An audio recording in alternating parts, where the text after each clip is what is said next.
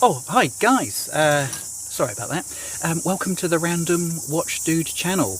Sorry, you just caught me having a quick cup of tea there before I get started. Thanks for joining me for this video, guys. A bit of a special video today for you. And it's actually more of a thank you video to all of you who have been following the channel.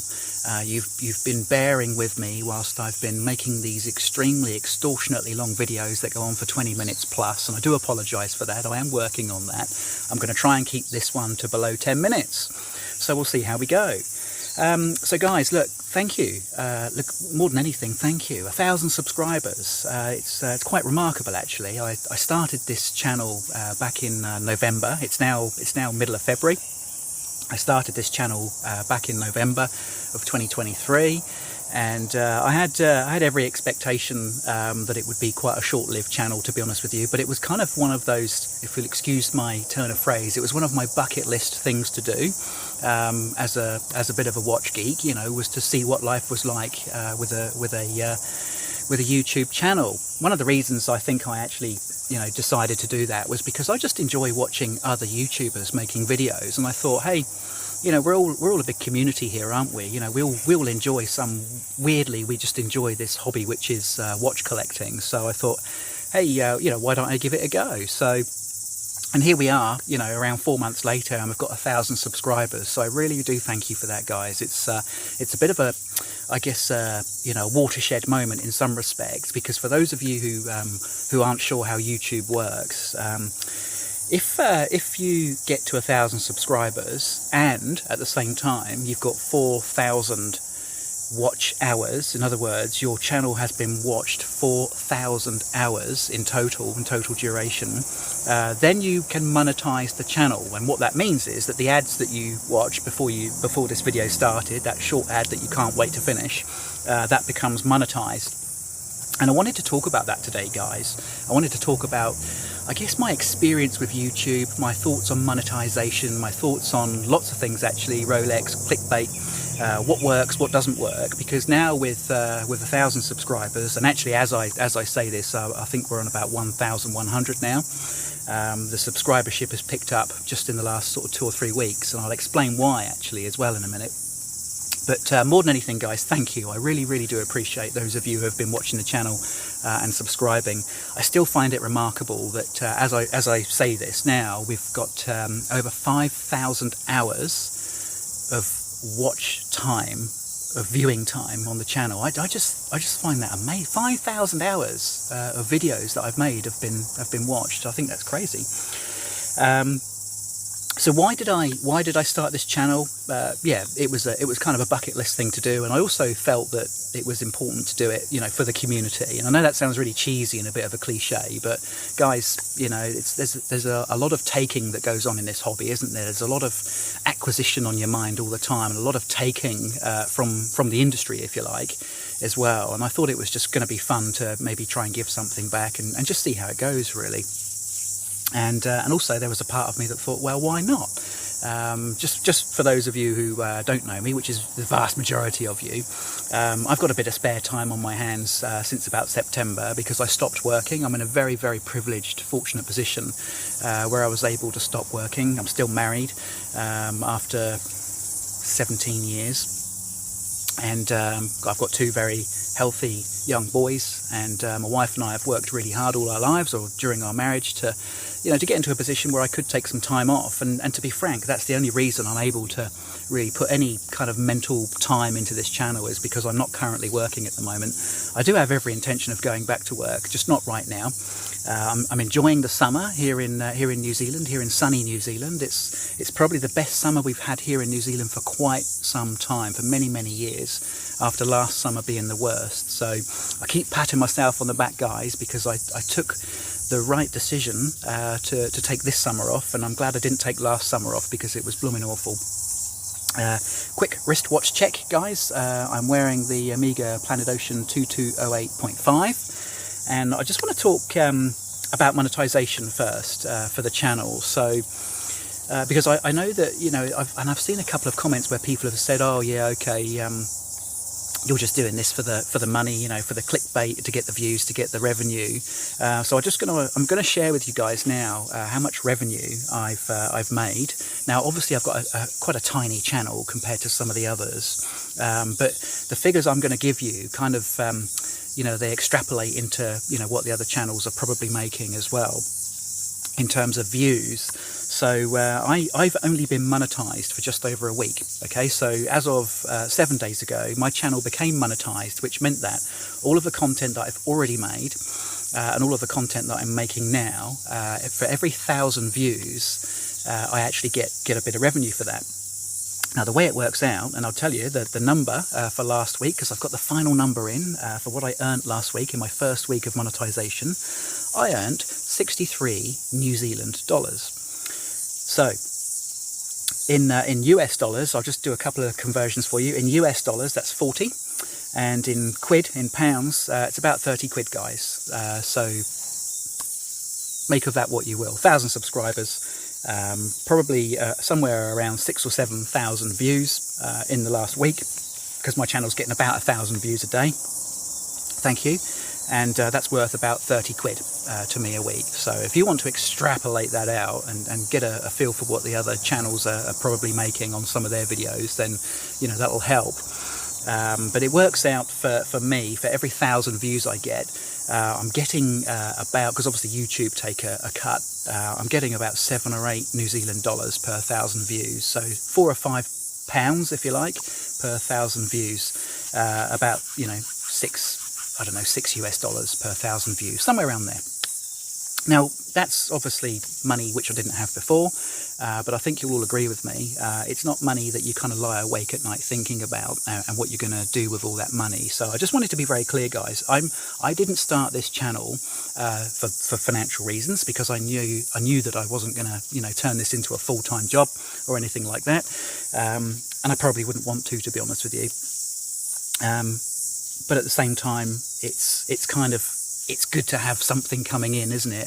Some sort of reward for your efforts. But I certainly didn't do it for the money, or to be a major player in the YouTube market, if you like. You know, like some of the big guys out there, they must be earning tens of thousands of dollars per week just on the ad revenue, let alone the sponsorship deals that they've got, and let alone, you know, some of the paid reviews that they're doing as well. So there's absolutely some decent money to be made in kind of the watch industry on YouTube, but that's not what I'm doing it for. So the reason I wanted to get to 1,000 subscribers, guys, more than anything, wasn't for the money. It was actually for validation in some respects. It was actually to make me appreciate that probably what I'm doing and the content that I'm making is worthwhile. So thank you for that. From a financial perspective, you know, there's and Adrian Barker mentioned this in a video recently. Now Adrian Barker, of course, has got nearly 250,000 subs. He doesn't need any more subs. He really doesn't, and he's probably not looking for more subs, because once you get over 1,000 subs, guys, you don't need more subs. It's just all about the views. You don't get paid for having more subscribers. You get paid for the views.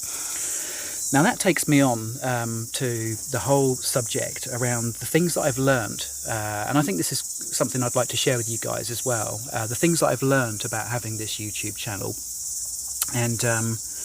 and probably the biggest thing I've learned, guys, and I think I knew this anyway, and I know a lot of you guys know this anyway, but ROLEX is clickbait, 100%. As every video that I make that has ROLEX in it easily, comfortably gets 3 to 5 times more views than any other video that I make.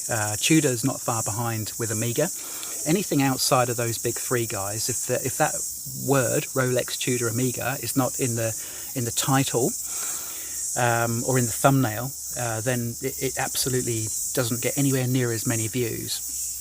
And I think Paul Thorpe, for those of you that follow Paul Thorpe's channel, he mentioned that too, because he did a Q&A a little while ago, and he said, somebody asked the question, why don't you make more videos on your Amiga Ploprof and talk about Amiga more? And he said, quite frankly, if I make a video about Amiga, if I go to the trouble to make a video about Amiga, it doesn't get half as many views as my ROLEX videos do. So he was pretty honest about it, and that's the way it is. And that's why, one thing I've learned, guys, I was hoping to be a little bit different in this respect, and I will be, and I'm going to move on to that subject in a minute, but Rolex is clickbait. And it's quite astonishing actually, because you'll know that I put out a video quite recently about a poor experience that I had at a Rolex AD. Now that particular video is remarkable. It's had over 16,000 views now, when my second biggest video in terms of views was a review of the Rolex GMT Master 2s. I have two of them. I did a review. That's second. It's not got even half as many views, which is still twice as many as my Omega reviews, for example.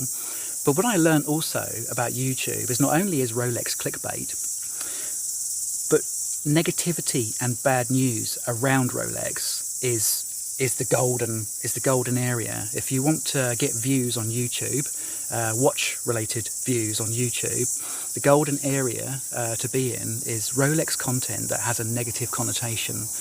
And look, I'll be honest with you guys, I found that really sad. I mean, I made that video about my poor experience at the AD because, hey, this is a video log channel, basically.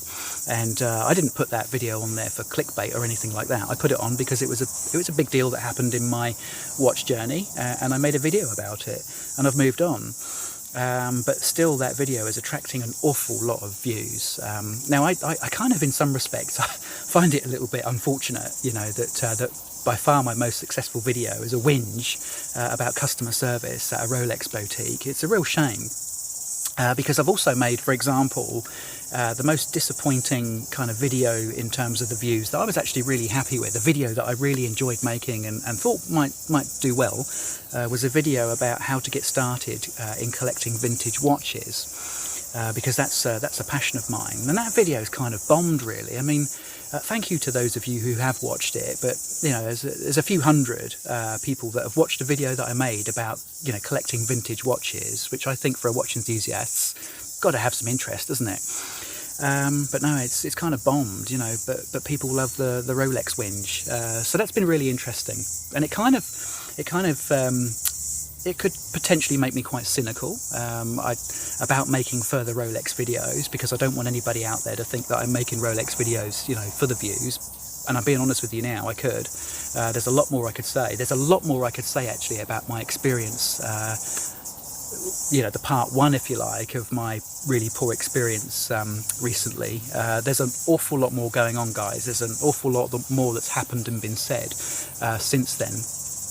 Which I think would make a video even more exciting, you know, than the first one. But I'm just not going to do it. I'm not going to go there because, you know, there's just it's negative, and it's kind of it's all a bit downbeat and a bit yeah, just generally negative. And I don't want to be negative. I don't think I'm a negative person.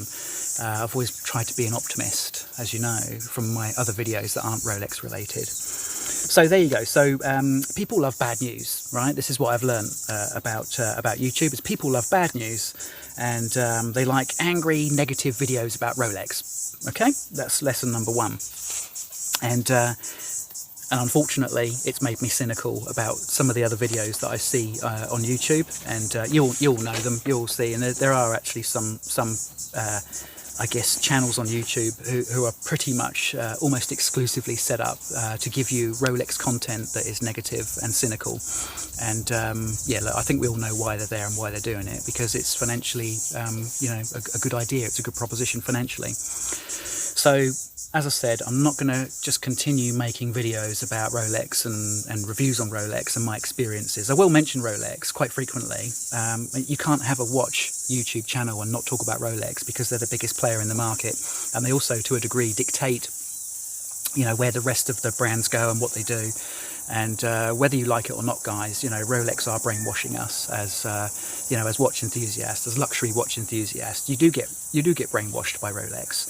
And I would say that even about the collector who's really into just micro brands and cheap Seiko watches. I'm sorry, but they're all a homage to a Rolex, guys. I mean, and you all know that, don't you? Even if you don't want to admit it, you all know that.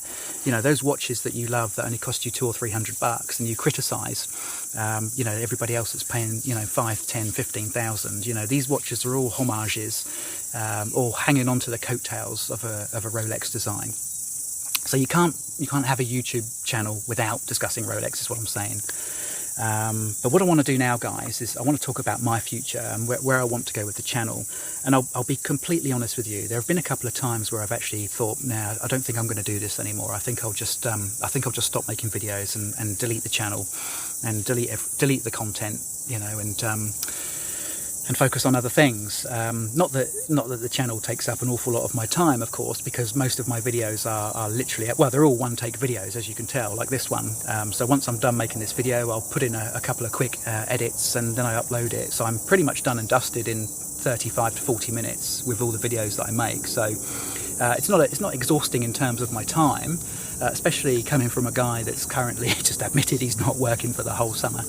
Yeah, look, I did consider a couple of times just stopping. It's been a bittersweet experience so far, I'll be honest. I've been disappointed with some of the videos that I thought were going to be popular and they weren't. But this is all just a learning process for me. So my future, what my future looks like, is that I'm going to stay, another cliche probably, I'm going to stay true to my interests and to my roots. I'm going to carry on making videos about things that I'm interested in, not necessarily things that are going to cast a lot of views and make money in terms of the ads, revenue and what have you. I'm not looking for sponsorship, I'm not looking for promotion of anything. You might have noticed a few times I wear a sun hat sometimes that's got the word Draken across the front. Well, that's actually a micro brand, watch brand, that's here, based in New Zealand, although the owner is South African. Now, I wear that hat because I like it, by the way. It was gifted to me by another watch friend of mine. I traded it for a different sun hat. I've never worn a Draken watch. I think they're okay, but to be quite honest with you guys, I'm just not into micro brands. They don't excite me at all. Anyway, moving on. What am I doing in the future? So I'm going to keep making videos that are true to my interests. I'm just going to tilt the camera down a little bit there because I think the sun's just working its way around a little bit, getting in the way of the lens. So I'm going to keep making videos that are true to what I'm interested in. You're going to like some of them. You're probably going to go meh, you know, with a lot of them when I start talking about vintage watches and start ranting on again about neo vintage Omega, you know, because that's obviously a keen interest of mine. At the end of the day, guys, it's never been lost on me that my hobby, my luxury watch interest, it all started from an SKX 009. Which cost me at that time, I think that cost me about 280 New Zealand dollars, you know, 150 quid. You know, this whole hobby started for me with a 150 quid watch. You know, I didn't sort of come into this hobby at the top end because I really wanted a Rolex because I'm a show-off. You know, that's not how it started. And I do understand how sometimes people can form an impression after watching one video that I'm, you know, maybe a bit of a snob or something like that. But I am always appreciative, guys, that these are first world problems that we talk about here. You know, the watch industry is bollocks, really. Let's be quite frank. You know, the whole Swiss luxury watch industry is bullshit.